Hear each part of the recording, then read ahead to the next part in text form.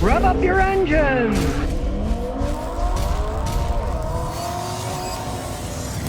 And here's one of you viewers who's mad at AutoZone, and here's why. Goldslide228 says, Scotty, listen to this one. I used to buy pads from AutoZone. Then I bought Akabonos, like you said, and they work much better than the stuff they sold. But I bought a Duralast Gold battery a few years ago. It had a no question 3-year full replacement. I paid $210 for this battery. Then we had cold weather, Christmas. It was dead. I went in to take it in. The guy says, I have until 2024 for a full replacement. They tell me, oh, it expired on 1/11/23. The worker wrote down on a piece of paper that, hey, it's good until 2024. They said, oh, well, we're sorry. We'll give you a $25 credit for a new one. But it was human error, and there's nothing she can do to give you a free replacement. I said, stay away from AutoZone from now on. Realize one thing. The guy bought it on Staten Island. Okay, we're talking about New York City. Well, everybody in New York City screws everybody over, so I would expect it in New York City. So it makes AutoZone look bad. Now, you could have taken it a little bit further. Because I do have to say, the AutoZone that I dealt with for 40-something years in Houston, Texas, if somebody had a problem like this, all the person at the AutoZone store would have to say, let me talk to one of your regional managers. And they would call them on the phone, and invariably they would get a free new battery because they'd say, we're sorry, there was a mistake making, and they would have given you a new battery. The guys I dealt with there would always do that with customers. If customers came in and they didn't have a receipt, they would still give them a refund if they brought the product in, because they'd say, well, it's our product, obviously it's AutoZone, and they'd give them a refund for it, right? And they had a very liberal return policy for that kind of stuff. But then again, you're dealing with Staten Island, and I'm saying, nothing we can do. Here's $25 off a $200 battery instead of giving you a free one like they should have, because the guy said it was a free replacement for all that time. In a store like that, though, do say, I want to talk to a regional manager. They get the regional manager's phone in the back, and they talk to him and say, I want to talk to him, and you raise enough Hades, believe me, you'll probably get what you want out of these corporations, because they don't want to look bad now. They look horrible with me talking about it online. So maybe if you whine enough, they'll give you your money back if you did buy another battery from them. Of course, you're probably so mad you didn't buy another battery from them and went somewhere else. I wouldn't blame you on that either. Zach says, should I buy 2021 RAV4? I'm looking to buy an SUV that'll last me a long time. I do 30,000 miles a year, easily go over 200,000 miles. I'm looking at a 2021 RAV4 with 2.5 and 8-speed tranny. I'm coming from Volkswagens and Fords, and I'm tired of constant repairs.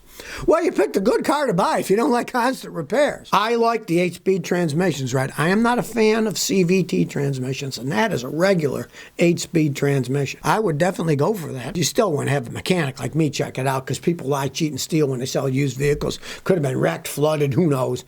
Have a mechanic check it out. If he says it's good, those are excellent vehicles for driving around. They can last a lot more than 200,000 miles. Just always be sure to have a mechanic like me to check it out, because there's so many squirrely deals out there. Cars get wrecked all the time, flooded, stolen. You don't want to buy one of those cars, and a mechanic can tell you what's going on. Osama416 says, should I buy this '08 Sequoia? I got a GX470 with 300,000 miles, and it's been good, but I always wanted something like a Suburban. Now, I don't go GM because they have low reliability ratings and people have headaches with them. Now, I found a personal used Sequoia 2008 V8, which only has 120,000 miles, and the owner said he'd swap me with my GX that has 300,000 miles if I pay him $800. Is it a good upgrade? Well, sure, if I were you, I'd upgrade that one. Hey, you're going from a vehicle that's got 300,000 miles to one that's got 120,000 miles, and they're both built by Toyota, and they both have the big V8 engine in them. I mean, hey, I would, definitely. Why not? That sounds like a no-brainer to me. Now, on the other hand, you got a good mechanic, you got to have a good mechanic to check it out. Maybe there's a problem with that vehicle. But if he checks it out and says there's no problem, definitely swap it out. Hey, you're getting a car that's got what? 180,000 miles less than what yours has? And they're both Toyota-made products? I'd do it in a heartbeat if it checked out okay. Pegram says, my car has $625 brake pads. I got a 2021 Dodge Charger Scat Pack, $23,000. I got to replace the front brakes, and I'm thinking of using the Akabono pads. They're $62. The dealer pads are $625 for the front. Is there something I'm missing, or are they that much overpriced? Yeah, they're that much overpriced. Akabono makes great ceramic pads. They're great ceramic pads, you know. Go ahead and put the Akabono ones on. There's no way I'd pay $625. Now, if for some weird reason your car has a very bizarre shaped pads, and Akabono pads don't fit, but if they got a listing that say they fit, and they fit perfectly fine. What they do with a lot of these cars cars is every year they change slightly the design of the pads so that the aftermarket doesn't have them yet. But it is a 2021, and I mean the 2024 models are coming out now, so it's a 3-year-old car. So I'm sure the Akabono pads, if they have a listing for them and they fit, go ahead and use them. Those things don't cost anything. They make a little piece of metal stuff. This stuff goes for, a few $100s a ton. And then they're charging you $625 just for the little pieces. I mean, that's just absurdity. But yeah, that's what you get. Dealerships, I mean, they're just trying to everybody. That's their game. No, these are special. You can only get them here. Blah, blah. The problem that some people have with Akabono pads is they cost more than the other regular pads do. Like maybe the pads at AutoZone are $39.95 and theirs are $62. And then, they cost too much. Who cares about peanut money like that?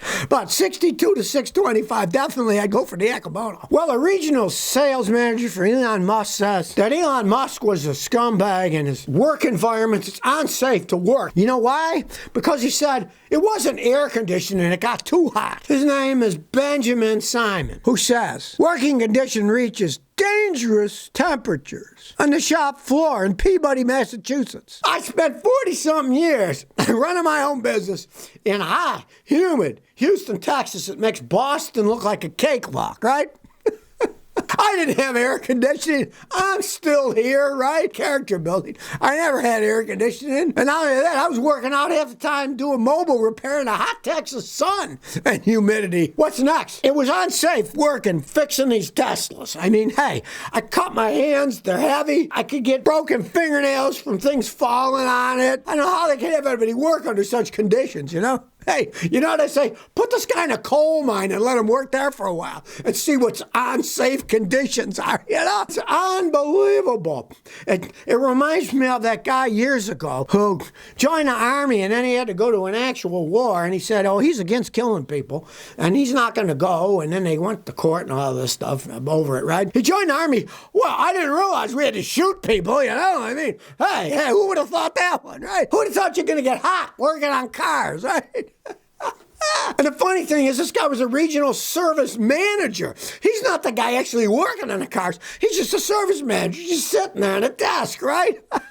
I think we're devolving instead of evolving now with people like this. I never worked in an air-conditioned garage in my life. Well, here's something to show you lies about wind power. There's a bunch of wind turbines in Texas, and now they're going to get a second life. 8 of these big wind farms that they have, because they're anywhere from 13 to 17 years old, and they're broken, and they're not working anymore. Now, one company says, they're going to revitalize them and stuff, and of course, you realize it has to do with government grant money. Government's throwing money out, and all these companies are grasping to get money out of it. It's a partnership called UPC Power Solutions, and they do the old ones over. They don't last that long is the problem. They make them, and then they don't work. Then they sit around. Now, this case, this company decides, they're going to start refurbishing them, right?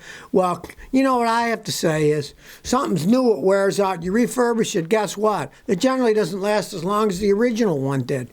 These things don't last all that long. Just like solar panels, they only last so long, and they break. And of course, the solar panels, they got to be connected to batteries, and of course, the batteries wear out after so many years, usually 10 to 15 years max for the batteries, so all this stuff about, it's great, it's helping the environment. Well, you got to keep rebuilding, put more money into them. They're a lot more expensive than the original outlay that these liars tell you about. That gets all this energy. I remember when I was on the East Coast, they said over all these years, it created $450,000 worth of electricity. And you're like, how much money did they spend? It's broken now, and it's going to cost millions to fix it back up. They never give you the true cost of these things. It's all just smoke and mirrors. It's great. Look, it's blowing the wind. Blah, blah, blah. It's great.